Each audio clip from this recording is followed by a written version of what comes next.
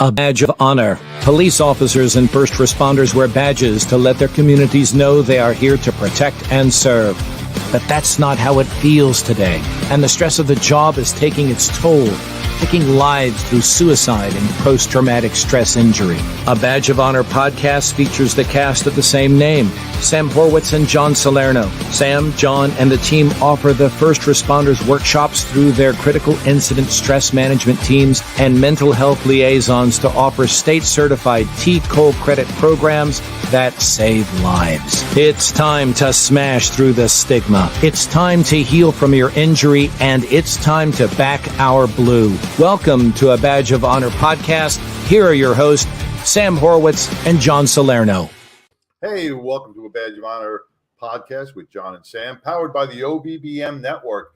Man, it's been a crazy week, Sam. We are wrapping up Mental Health Awareness Month, and we got the big gala at the end of the month with Carry the Load coming up on the 29th and 30th at Rivershon Park. So I am so looking forward to that. But just an update on this week, I want to give a big shout out to everybody who came out and walked the bridge with us globally. Each bridge walk that went on this week really had a huge turnout of people who want to support breaking the stigma in the mental health world of our veterans and our first responders. I know in Rockwall, you had probably close to 110 people walking that bridge, lots of new faces.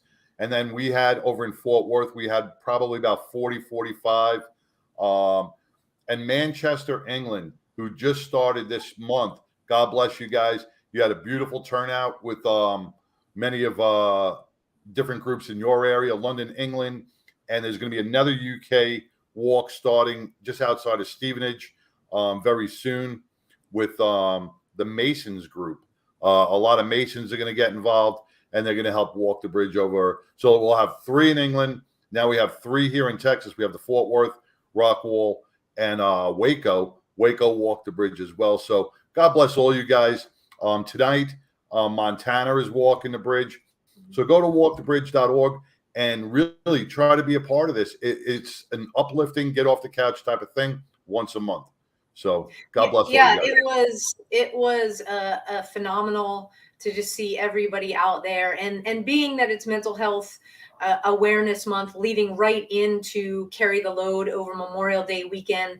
It really is about bringing back the true meaning of Memorial Day, remembering those that aren't with us anymore, and then for our specific initiative and how we're remembering those that we've lost to suicide due to the post-traumatic stress that was really left to get out of control because of the stigma.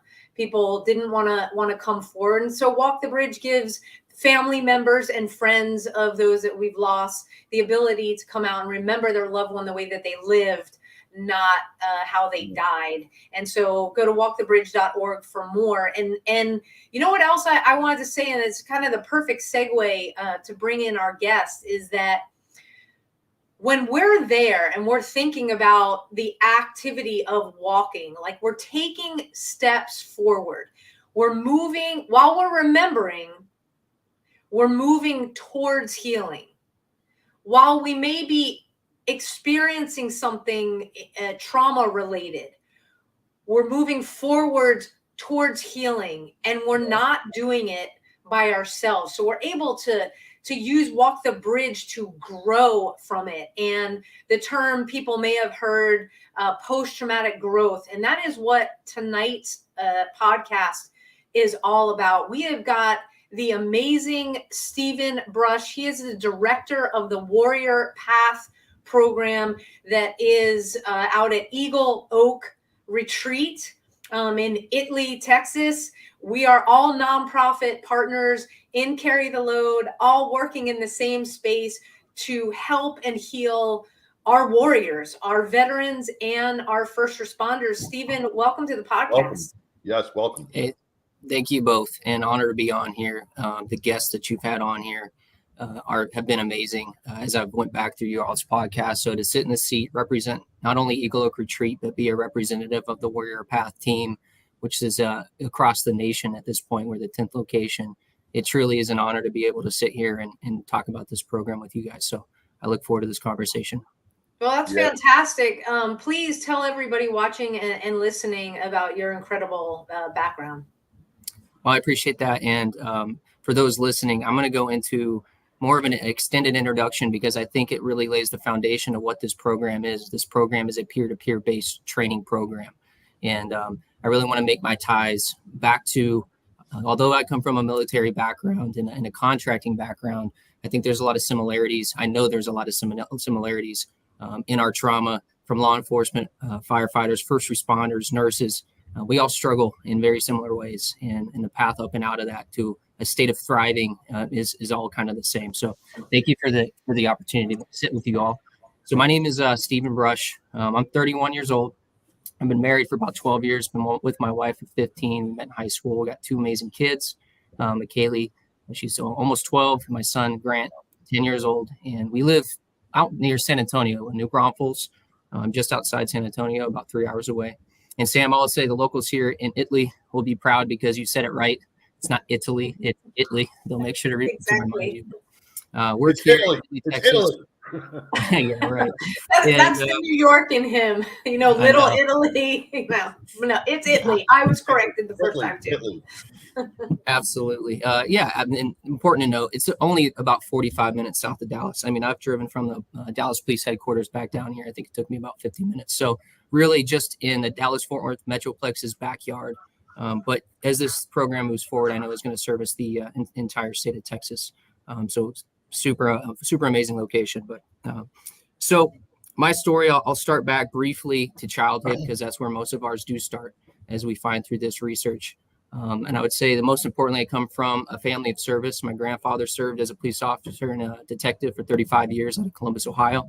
My father served as a Marine.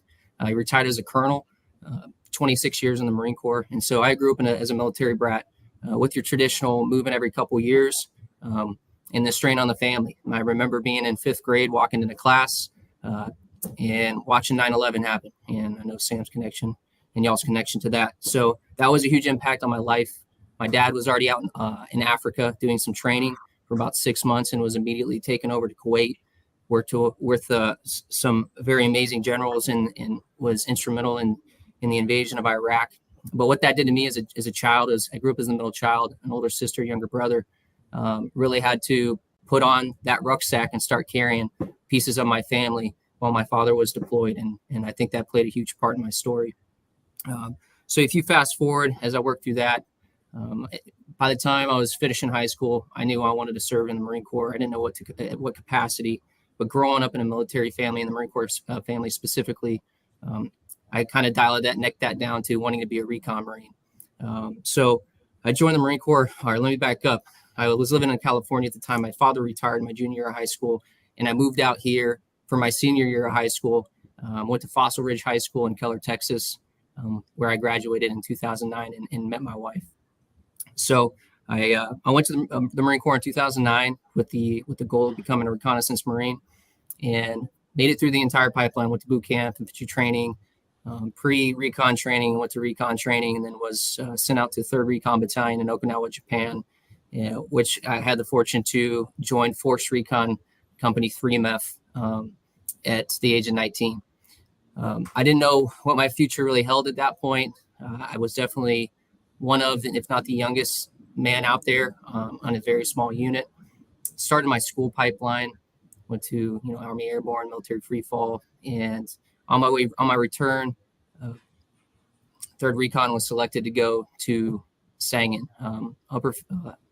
upper Sangin Valley in Helmand Province, Afghanistan. And one of the platoons needed a point man, and I was selected to go with the Force Recon team as a point man and deployed to Sangin in 2010, 2011. And just prior to that deployment, I was married to my wife, Michelle, and she became pregnant with my daughter, McKaylee. So I deployed to Sangin in 2011 at 19. I turned 20 on that deployment. My daughter was born while I was on that deployment. And to say that's where my trauma started, I think, I know it started earlier than that, but that's really where I started throwing some large weights in that rucksack that we carry. For the first 4 months of that deployment, our small battalion was in 2 firefights a day, every day for about 4 months straight. I don't like to be the guy to call the number of firefights it was in. I would just say it was a lot. And the situation, to paint a little bit of a picture, in Sangen was very old country, still mud compounds and buildings. Everything we did was on foot. And so we found ourselves very commonly stuck in compounds for 6 to 8 days, being ambushed morning and night for months on end. And the biggest threat there too were pressure plate IEDs, foot mounted IEDs, in which, 3-5 Dark Horse, which has a great history in Sangen, who lost I wish I knew the number, but it's high double digits. Were there before us. So to say that I started accumulating that trauma was very evident as I started wrapping up that deployment about 7 months in. I remember calling my father, crying, trying to figure out how I was going to come home. I just knew that I was a changed human being from that experience. And so I came back from that on, we call it Advon leave, 2 weeks early because my daughter was born. So my team tried to get me out as early as I could. On that deployment, we lost one of our teammates, Daniel David Gurr.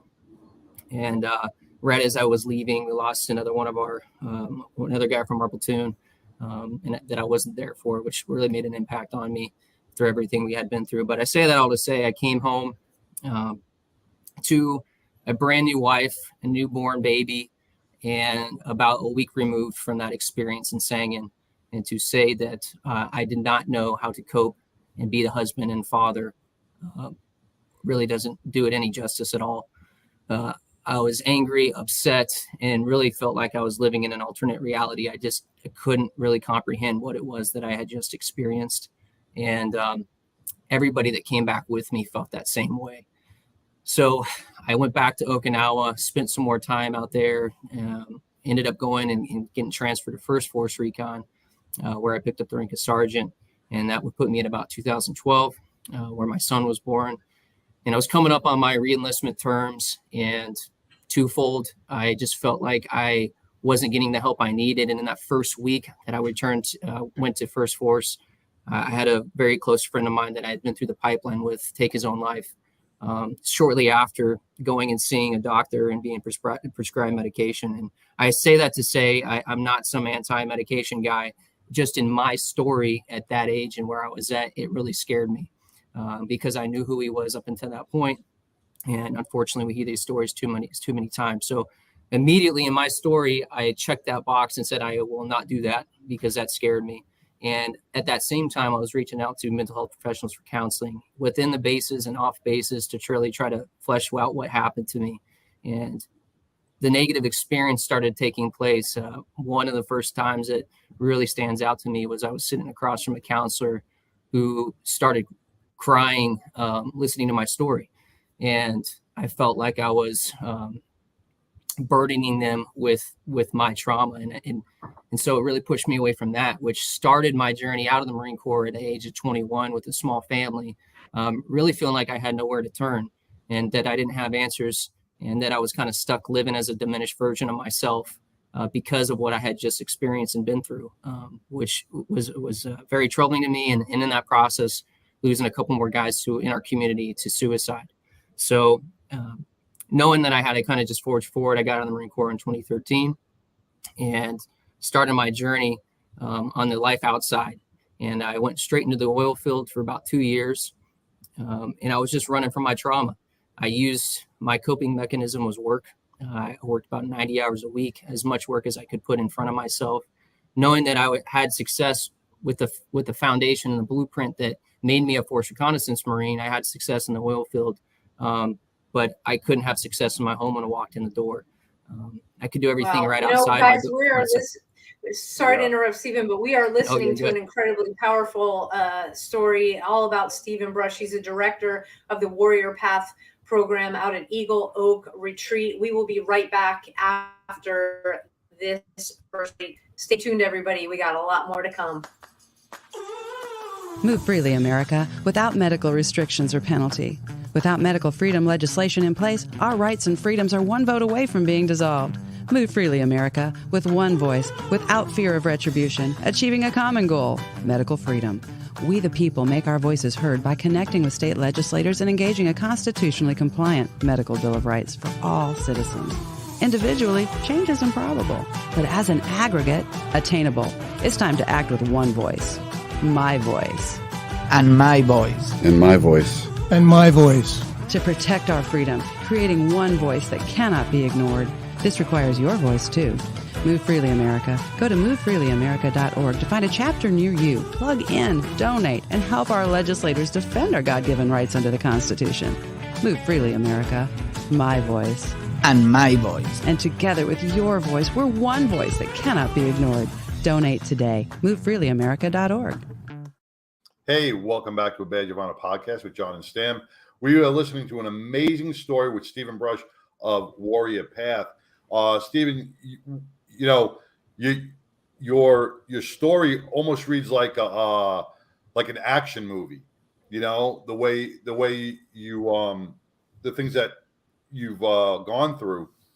But I do want to touch on one thing. So now we're at 2013, right? You are just after me. You're just about 24 years old now, 23, 24 at that age? At that point, I was 21, 22, yeah. 21, 22. Now, we all know that are in the mental health field, the brain doesn't fully develop until you are about 25, 26 years old. And we see this more and more with young police officers, firefighters, paramedics, and military personnel. They are thrown into these trauma situations. Even if you're not in a combat fight, a simple deployment away from home, okay, not knowing what the next second of the day is going to bring causes huge trauma within the body. So at that age, man, when you talk about coping mechanisms being a little skewed, man, your coping mechanisms weren't even developed yet. So now things start to become the norm. And this is what I want to tell everybody that's out there that's listening is that, the trauma becomes a normal way of life. And we don't know anything more than that trauma because our brains are fixated on it. I get with the working in the oil field, the 90 hours. It's available. The money's there. You just overwork yourself because that's all you know. And I don't see a solution to this. I don't see, except if we break the stigma, get the mental health treatment for our military personnel at that young age, and educate them on what they are going to experience instead of somebody like you getting thrown into the reconnaissance, then pulled out. You got a young family. You're worrying about your wife. You're worrying about your kids. Man, my heart goes out to you, brother. But, you're not alone. You're not alone. And this is why we do what we do. And have culturally competent individuals who don't show their emotion. They're supposed to be there listening and offering solutions. And, John, we've talked to plenty of that have experienced that as well. So yeah. Stephen, please continue. So you're with your family and trying to balance and, kind of feeling if is upside down or sideways a good way of explaining it. Inside out. Yeah, absolutely. Yeah. Inside out. Inside out. All the above. Yeah.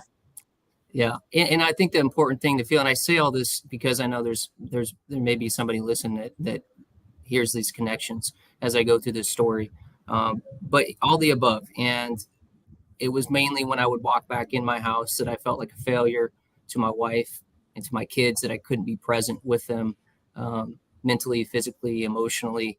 I felt like I was always kind of stuck in my past, and those thoughts ruminating from that deployment. And you're right, you aren't developed, and it still blows my mind, the lack of training. I mean, when I say the transition back from that deployment was about 2 days worth of PowerPoint slides of different people with different phone numbers on these slides saying, if you feel like you need to kill yourself, call this number. And then you're kicked off to the winds. And then even in leaving the Marine Corps, I think I got a week on how to write a resume. And you're back on the street. So let me ask something. That phone number where it says, if you think you're going to kill yourself, and I know you're like kind of powerful, but I could see the military turning around. Well, if you think you're going to kill yourself, being that blunt, were they that blunt? Or do they be like, well, if you're feeling emotional and you feel like you want to hurt yourself? I mean, but they were like, if you feel like you're going to they have all these suicide awareness classes, and maybe I'm being too blunt about it, but that's how it was received, and received by everybody that came back from that, because I can read between the lines. I'm not an idiot, nor is any one of us in this warrior community. And I think in the military, especially, sometimes the professionals just see these knuckle dragging ground pounders that don't have any brains about them. And it's frustrating to see, because there's some of the most intelligent guys I've ever worked with are in these communities, as you guys know very well. So that put me in about 2015 is at the point where I was kind of at wit's end. We had moved from California up to Ohio. I worked at Ohio, Pennsylvania, West Virginia, and I moved down to Arkansas. Then it took me up to Colorado, dragging my family around with me, really running from my trauma. And I always say running from the train and putting more train cars on it, isn't the analogy. So at that point, one of my team members called me that he started contracting back in Afghanistan for one of our government agencies. And in that time, all I wanted to do was be back in what I was good at and back around the guys I had experienced my trauma with.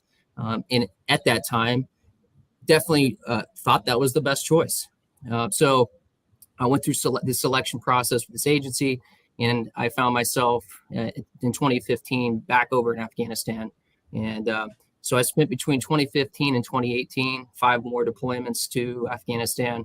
And that left me about 25 with 6 deployments and still no answers. Every time I came home, my home situation got worse. I didn't drink at all when I was overseas, but I'd find myself at the tail end of those trips, 3 weeks straight on a bottle, trying to suppress whatever emotions that I had just to wait to get back to my team, taking that mental vacation that the family wouldn't come with. It doesn't come with you on those vacations.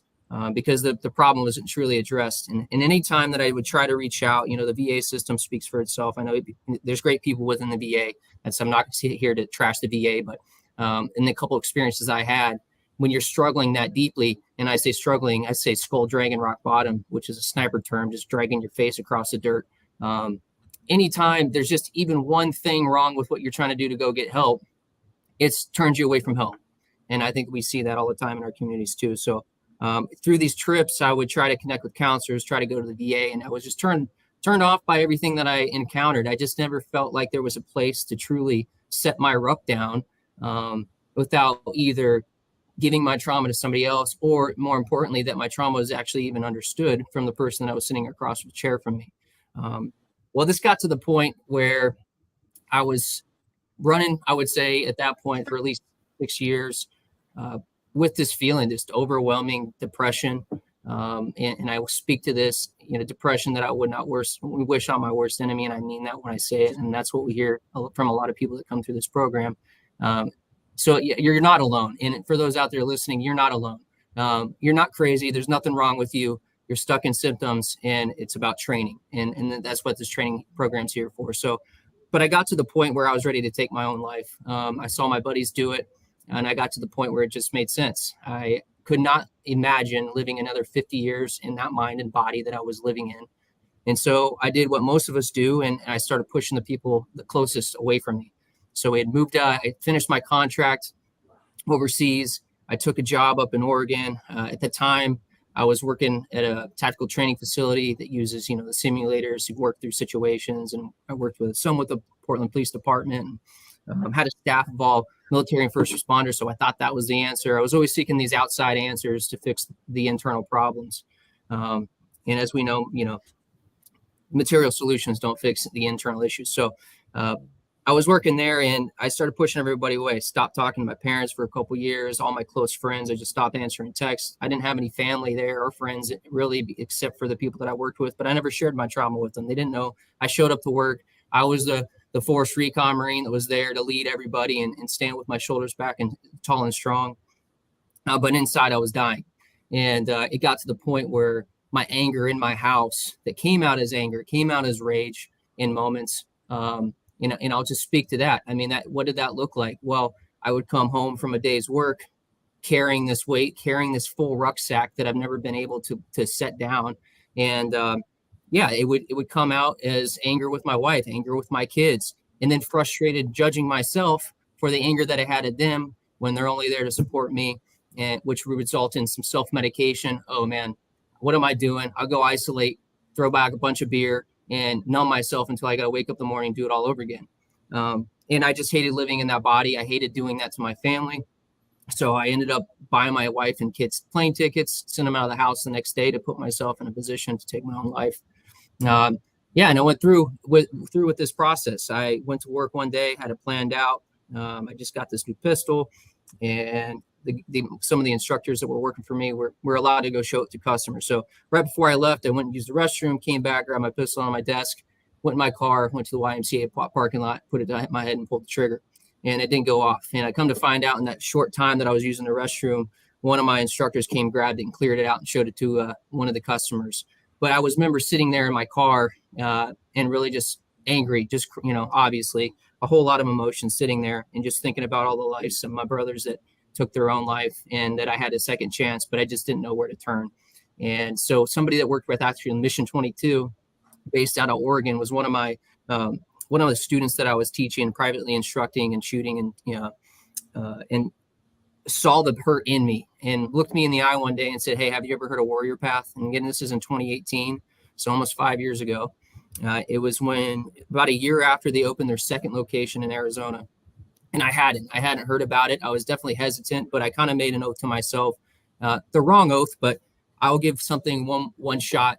I have enough energy in me, enough fight in me to give something one more shot, and it was Warrior Path. So I went to Warrior Path October 2018, and in about 3 days, I found damn near every answer that I'd been looking for. And I summed that whole experience up, which we'll dive more into Warrior Path. I summed that whole experience up to say, when my wife saw a photo from me there, I think I was about 4 days into the program. She said she broke down and said that's the first time she'd seen me smile like that since high school. And wow. I think that speaks volumes. And I see it here. And I'm sitting here and we're in the middle of our third program. And to say this stuff works, I get to see the smile on these people's faces. This program really does work. That is totally amazing. And it is, the ability to take that rucksack off and release that weight. It showed in your face and translated to your family through a picture. Phenomenal. We've got to take our next quick break. We will be right back with Stephen Brush, director of the Warrior Path program out at Eagle Oak Retreat in Italy, Texas. Bring the cannolis. We'll be right back, everybody. Interested in starting a podcast or TV show? Worried about what you'll say and how to keep it engaging? Think you'd like to be a guest on podcast, radio, or TV shows? Hi, I'm Susan Hamilton, owner and founder of OBBM Network, and I would like to invite you to an OBBM media training to get the tools you need for a relaxed and polished performance you'll be proud to share. Our specialized training techniques include role play, voice training, and everything you need to deliver a confident, clear, and engaging interaction. Go to offbeatbusiness.com. Go to the calendar and register for a training that's convenient for you. Dates available now, 214-714-0495. Hey, welcome back to a Badge of Honor podcast with John and Sam, with Stephen Brush of Warrior Path. He's telling us his amazing journey, his story, his road to healing is something that everybody's, if you missed the first half of the show, you're going to have to rewind and listen to the whole thing, because it's a journey that most of us do travel, and we have to know that we're not alone. Stephen, you brought up a couple of things that I just want to touch on. When you talked about the VA, and here I am definitely not going to bash any therapist or any mental health counselor out there, but you brought up a good point. The VA, when you go to a counselor, are they civilian, or are they civilian counselors, or are they military counselors? It could be both. It could be both. You may happen to have one that had military background, and a lot of times that is the case, who's experienced trauma themselves and really want to come back and serve their community. And I'm with you. It is not the counsel. Every one of those people are there with the right heart and right mission. And I think with a lot of times with our agencies in general, The bureaucratic BS gets in the way. Something can be enacted, and in 24 hours, it takes 10 years to remove, that really boxes them in from doing their job. So I'm with you. I'm not here, and I don't want to, because there's a lot of people. No. What I'm saying is, sometimes if you go to a civilian counselor, somebody who's doing marriage counseling, the first hour, a different counseling, the next, then has to see you. They don't know the difference. They're giving you their cookie cutter version of their therapy. That's why it's so important to seek a counselor who has not so much lived it, but been there and knows it and knows what you're feeling, because the therapy is a lot different when you hear from you, like Stephen, when you bring this up to somebody who's struggling. They feel it. They know. They're like, you've been there, bro. I could stop taking this rucksack off because now I'm in my comfort zone. I'm not being in this cookie cutter thing. And that's what I think Warrior Path brings and that's the success of Warrior Path, is that you have individuals there that feel from the heart. It's not cookie cutter. You Absolutely. Different, treat each individual the way they should be treated. Absolutely. And that's why I spend the time telling this story. And I will jump quickly. I'll wrap that story up in about 2 minutes and saying I left that program and put these practices into place. I went back to the agency that I was working for. I completed 7 more deployments with them to Afghanistan. I finished my time as a regional manager for site security, managing multiple sites across that country, and had to witness the fall of Afghanistan in first-person view from start to almost finish. I left 2 weeks. I was at the airport. I'll just put it that way, and had to witness all that. So I will say this program, not only does it work for those that are still actively serving, that want to continue their service, you can do this and still do the work that you want to do and serve in the capacity that you want to. This program gives you that capacity. I'll wrap it at that. I came to be the program director. I was offered a job as a path guide in Arizona after I went through the program in 2018, but it was just not the right time. I had a lot of healing to do myself.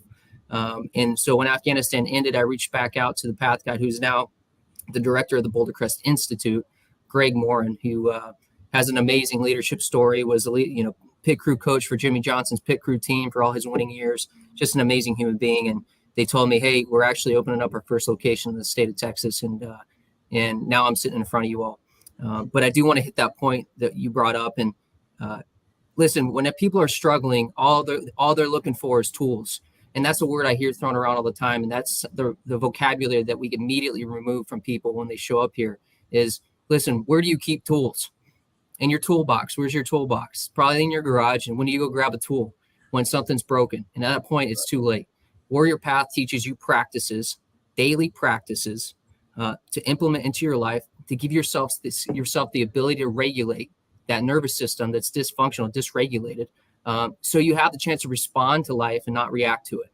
And if you summed up Warrior Path in one sentence, that's what it is. That's the difference. Is everybody wants that quick fix, and it just doesn't exist. Life is not hard, but it is hard work. And when we say hard work, it's the discipline to wake up and put this routine in place. And that's what Warrior Path's focused on, is creating an environment, setting the container built on trusted connection. Every path guide has been through this program, has sat in the seat as a student, and not with the intent to come and be an instructor. They went through this program and later down their path came back to be a path guide. So it hits that last point you were saying, John, which that's exactly it. We set this container on a beautiful property here at Eagle Oak Retreat. These students come in and they immediately feel it. Everybody here is one of me, and we don't teach them. We ask them questions, but as path guides, our job is just walk beside these guys and gals and let them experience what we experience, hand them this gift of Warrior Path that was given to us, and give them the ear, more importantly, to share to somebody that does understand it. And it does come through immediately when somebody talks about depression, when they're on the couch for 3 days straight. And literally, I had a student say, somebody could have handed me a winning lottery ticket and I wouldn't have gone out and cashed it. Yeah, brother, I know what that feels like. And they know what it feels like because the passion that you carry through with that. And they don't feel like they're handing it to you and you're putting it in your rucksack. They're handing it to you to evaluate, to see, is this thing something that's still valued to me? Is this thing still serving me? Or am I ready to let the weight of this go so I can live in the present and start planning for a future that I used to be afraid of. That is phenomenal. We're going to dive in to the Warrior Path program, because we've got this, and a lot of people have heard of the term post-traumatic growth, but a lot of people really don't understand what it truly means. We're going to talk about that and a lot more when we come back right after this next break.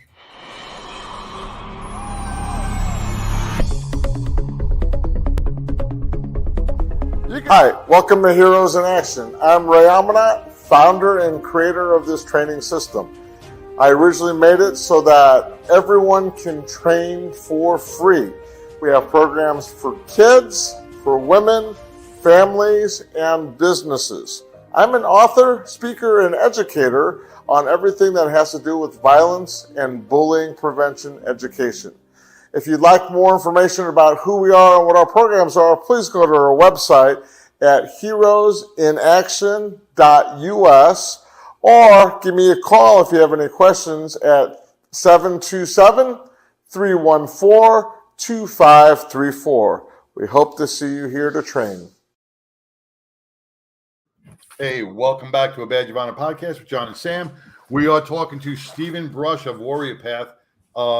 Stephen, an amazing story. Sam, you brought up post-traumatic growth just before we broke for commercial. And Stephen, when you're going to lead us into that on, that frustration factor that a lot of people in a hypervigilant or a hyperarousal state, Sam, you always say to me, hey, did you read that book? You read that book? And it's like, I get past the first 3 pages, and if it doesn't come to a climax, I'm done, man. I'm out of there because I get ADD and I'm just all over the place. But it doesn't have pictures. We're in adult books now, John. See, Only you can say that, Sam. That's part of the hypervigilance inside of each and every one of us, is that we do not learn how to be patient because we want a quick fix to a bad situation. In the military, we do that all the time. You know what? We see a threat. We want to eliminate it. We're done. Let's move on to the next threat.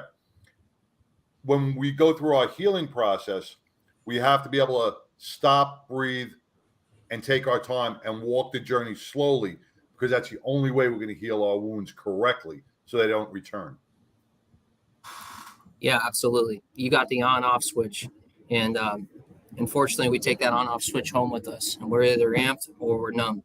And we take that thing that works well for us at work, and it doesn't work so well for us when we walk back into our homes at the end of the day, or off these deployments, or coming back from the hospital, and whatever your job may be as a frontline worker. So post-traumatic growth, the history of it, I'll make it nice and brief and pithy, as Eric Fowler, director of programs for Warrior Path, likes to say. So Dr. Rich Tedeschi and Lawrence Calhoun, they were both university psychology professors at the University of North Carolina, Charlotte. And before they reached tenure, they didn't really want to get locked into the subject they were specifically learning and studying. They wanted to study where wisdom came from. And so they started sitting down with groups of bereaved parents that lost their children, and groups of adults that were physically disabled in adulthood. So in this process, they started hearing these themes. And when they went in, they thought they were going to hear all these stories about how horrible their life was and how they're dealing with depression and anxiety and all these symptoms that we relate to PTSD. And what they found was, no, these people are thriving. And they go, okay, well, how are they thriving in the aftermath of all this trauma? So they first coined this term PTG in 1995, and when they wrote their first book, Post-Traumatic Growth. And this is why it kills me that nobody's heard of it. When you ask people, hey, who's heard of PTSD? Everybody raises their hand. And then you ask who's heard of PTG? Nobody raises their hand. And I think that's a problem within our communities from not spreading that word. The PTGI inventory, so Post-Traumatic Growth Inventory, was first published in the Journal of Traumatic Stress in 1996. So it's almost 2 decades or more, actually, right, wow, of science behind post-traumatic growth, which essentially they took, reverse engineered what it was that made people be able to thrive in the aftermath of trauma to create this program. But going back to where I started, so they were like, oh, well, how does this relate to the military? Which military first responder, let's use hand in hand here, because trauma is trauma. We don't compare traumas. The effects of trauma on our bodies are all the same.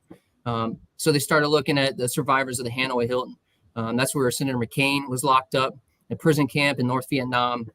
And I want to get the numbers right. I think it was 591 men who spent 2.5 months, about 8.5 years in the Hanoi Hilton, and who were brutally tortured, and all came back to say all this, all came back and had a 3% PTSD rating. And I know people will look back and say, well, that's reported. No, that's real studies coming back from these men. It came back 3% of them PTSD. And they go, or PTSD. And they go, how is this possible? And it was this leadership process. So they took all this research from these different groups. The Hanoi Hilton survivors are now the kind of the poster boys for PTG, bereaved parents, disabled adults who are thriving in the aftermath of trauma. And I just would like to say reverse engineer this process. So in 2013, when Ken Falk started Boulder Crest Foundation, it was Boulder Crest Retreat at the time, he was looking for something to hand off. He was an EOD veteran to his community. And then in 2014, they really decided, all right, we need to get serious about making a program. Because in 2015, the American Psychological Association came out and said, what we're doing is essentially what we're doing is not working. We need a new innovative approach to deal with mental health. And Ken Falk really took that to heart, and he started Warrior Path. So he linked up with Dr. Rich Tedeschi, who still sits on the board at the Boulder Crest Institute, and Dr. Brett Moore, who was a U.S. Army psychologist with 2 deployments to Iraq and spent a lot of time studying this topic. And they built what is Warrior Path. And I'll say why Warrior Path is so amazing and post-traumatic growth is so amazing is these gentlemen and everybody who's put their hands on this refused to let it get stuck in strategic drift, meaning they didn't just set this program in action in 2014 and just expect that it was going to continue to work here until 2023. Every single survey taken from every single student has been used to refine what it is today. So even when I went through in 2018, those 52 modules that we take students through looked a little bit different, and the program was 18 months. Nowadays, the program's 90 days. It starts with that first week initiation on the property. So post-traumatic growth has decades of science. It can be looked into for those of you guys listening, but to create what Warrior Path is today. And they define the process of going through post-traumatic growth in 5 phases. Most importantly, those 5 phases sit on the foundation of trust and connection, which we've already kind of talked about here. But the people, place, philosophy in the program that build the ability for people to carry in their rucksacks, have a space to set those things down, and have a team around them to walk beside them, help them pull those things out of the rucksack and analyze them, having been 5 years down the road. And that's what we tell students, say, listen, we're on the path too. We were talking earlier, life's not going to stop punching you in the face, right? This process makes you more resilient to trauma. So the foundation of post-traumatic growth is this idea that Richard Tedeschi uses is trauma is a seismic event, an earthquake that shatters our infrastructure that was previously built. So if you go left of bang, the old me, right, which people always say, I want to be back to the old me. No, you don't. It's not possible. You can't ever be the old you. You've experienced trauma, but you can be a better version from you. And when you look back in history, it wasn't just those groups. You look back for thousands of years, and that's why it's called Warrior's Path. Mental health profession has been around for 150 years as it is today, as an education that you can get a degree in. But communities have been taking care of each other for thousands of years. So when you look into all Warrior Path is not a religious organization by any means, but when you look back in all organized religions, the idea that all great wisdom comes from suffering is within it all. You go back to Greece, Rome, anything, great wisdom comes from suffering. It's throughout history. So they not only did they pull from the research, but they pulled from all these different cultures throughout history to combine these to make this program that is what it is now. It's the initial seven-day initiation. We take students through 52 modules, 75 contact hours of instruction. It's an intensive week to receive this post-traumatic growth process. But the phases of that, educating them on what's happened to them. And we don't focus on the trauma itself. We focus on the aftermath of trauma, how it affects you in your day-to-day relationships. So we educate. Then we teach them how to regulate. We have a dysfunctioning central nervous system. How do you regulate that so you can create the capacity to respond to what's in front of you and not do that on-off that we were talking about? I'm either 100% or I'm numb because that's what's valued in our communities. That's what makes you a good operator, right? We want to, we like to say we install that dimmer switch. You don't have to be all the way on and all the way off. There's a range that you can be at all times. And, oh, by the way, you can turn that dimmer switch all the way on if you need to and all the way off if you need to. But you also, when you walk into your front door, can fine tune that to meet your family where they're at and where they need to be. So you have education, regulation, disclosure is a huge piece. I just shared my story on here, and sharing that story and trying to understand that story is how you make peace with that. And I know in my community, that's not acceptable. You don't go around to your peers preaching about how you're struggling. The suffer in silence thing is real. Hey man, suffer in silence. We're all going through this shit, right? So you don't have a place to do that. So having a place to actually share your story, again, not focused on the trauma itself, but the effects it has had on your life, your family's life, is a big piece of that. Story. How do we create that new story now? We're not surviving. We're thriving. We're going past where we used to be because of what we have experienced. We use some definitions in Warrior Path, and I want to clarify what that means, because when we say warrior, it kind of puts people on their heels. When we say hero, people are like, I don't want to be called that. When we say a warrior, we're talking about a protector of others, someone who serves a cause greater than their own, and who's never a victim of circumstance or a product of their environment. And that's everybody in the warrior community. Those are the people I'm talking to right now, the people listening that are on the front lines. We serve warriors. And why we serve warriors, again, going back into the history of this, thousands of years.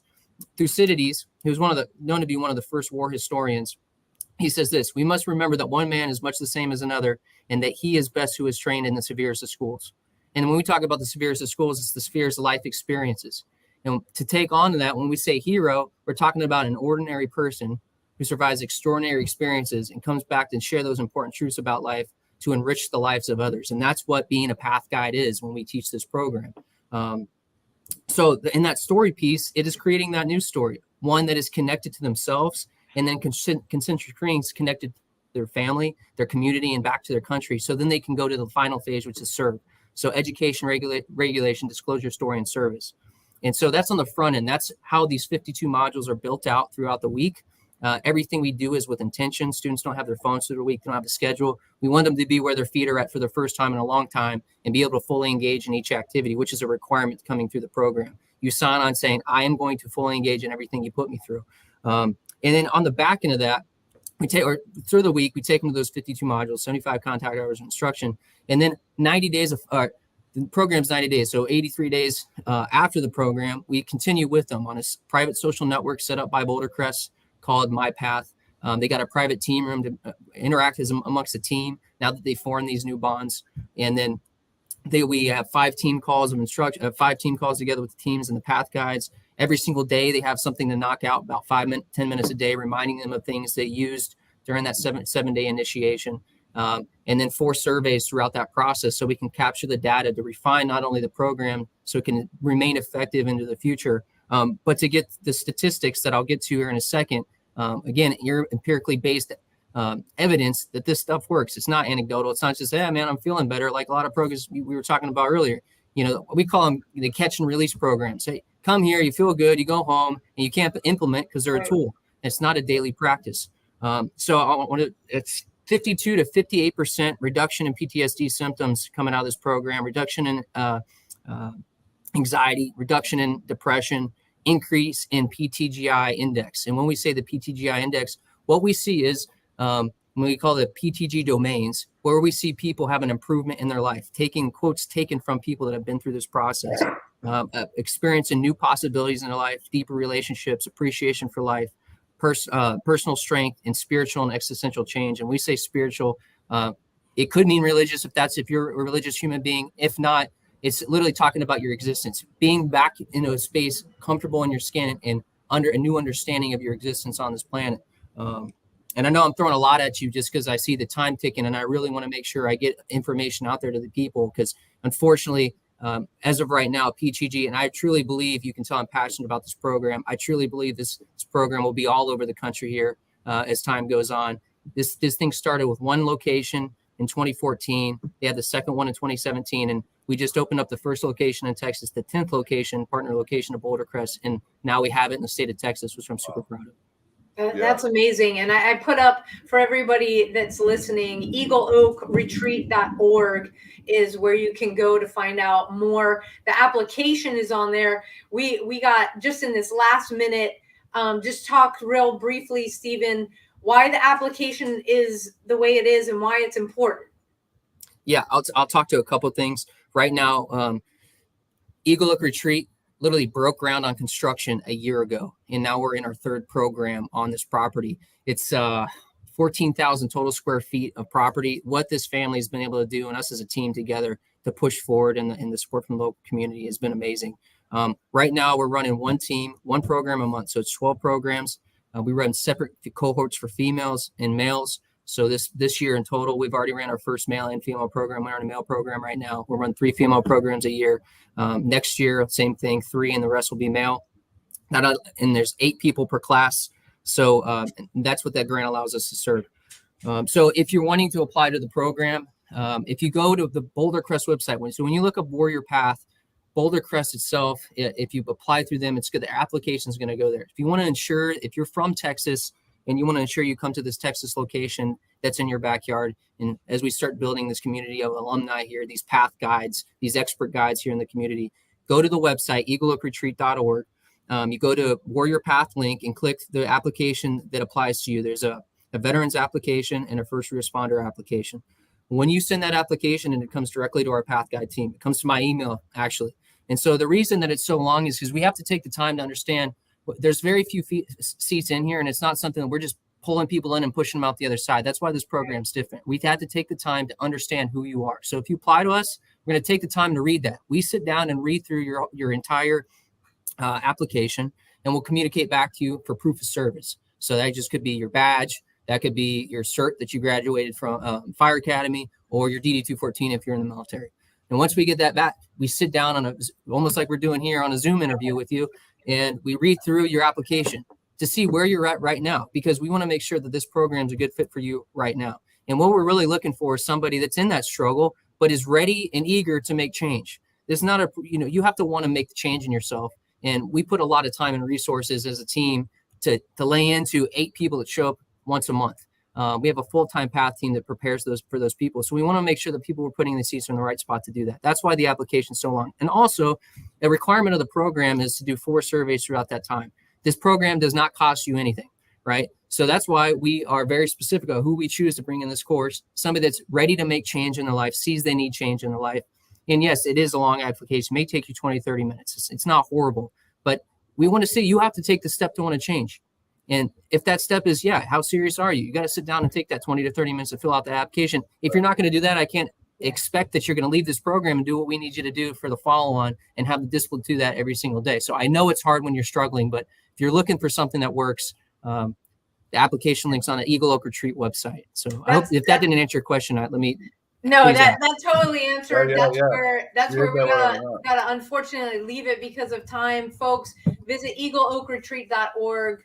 If you're in that space, grab on to this incredible program, and it is incredible. We have read a lot. We have met a lot of people that have gone through it. Don't think you're not deserving of it. Take the time to do that. Stephen, can't thank you enough for joining us in the midst of you guys having an ongoing program. So we'll let you get back to the amazing work that you're doing with your other path leaders. And thank you to, Eagle Oak Retreat right here in our backyard outside of Dallas in Italy, spelled Italy, but again, Italy. It's where you want to be because healing in nature is freaking awesome. So thank you so much, Steve. We will be in touch. Yes. Absolutely. Honor to be on and talk with you guys. Thank you so much. Absolutely. Thanks. Take care. Woo. Wow. That was totally awesome. We got the show, we got the time, we could do this. We could have him on for 3 hours because it's so amazing. It is worth the deep dive in because you're going to get what you need to propel yourself, not from what you were, but the better version, the best version of you moving forward. And that's what it's all about. Speaking of building better and building the best versions, we have to give a huge shout out to these folks right here. Carry the load. Got my shirt on today. We are nonprofit partners, just like Eagle Oak Retreat, everybody that we've had on this month, because we're all invested in healing our heroes and healing our warrior communities. That is what it's about. And the Continuum of Care program that Carry the Load allows us to participate in is hands above everything else out there. 93 cents of every dollar raised is coming back into our programs. So how can you get involved? 2 ways. Come down to the Dallas Memorial March on Sunday and Memorial Day Monday. Take part in it. You can donate directly there. But if you can't, that's okay. We want to hear from you. We want you to give. We want to know who you are. Go to our website, abadgeofhonor.com. Scroll down to the Carry the Load logo. You'll see it. It looks just like this right here at the top of my screen. With antlers. Click, exactly like my ears right here. Click here on the, you'll see it, abadgeofhonor.com. Scroll down, Carry the Load's website logo. Click on it. You'll learn more about us. You'll learn how to get involved. And please give generously. We are halfway to our goal. And there's just so much more that we can do. And again, all that money goes back into the care programs that we're doing, the Eagle Oak is doing with the Warrior Path. And we couldn't be more grateful to Carry the Load for having us out. For all of our warriors out there, those that are veterans, thank you for answering the call. Thank you for doing what you did to give John and I the freedom and all of our guests to come on to this platform every week to be able to speak freely from the heart. For our active duty personnel around the world, thank you for keeping us safe here at home. And for our warriors on the front lines every single day, our first responders, we are praying for you daily. We have got your back. If you need help, do not let the stigma stop you. Reach out to Stephen's team. It's right here in Texas or across the country, wherever you are. Reach out. Right. You deserve to be able to put that ruck down. You deserve to be able to take, I'll say, that heavy duty belt off, that body armor. Give yourself to a program that works.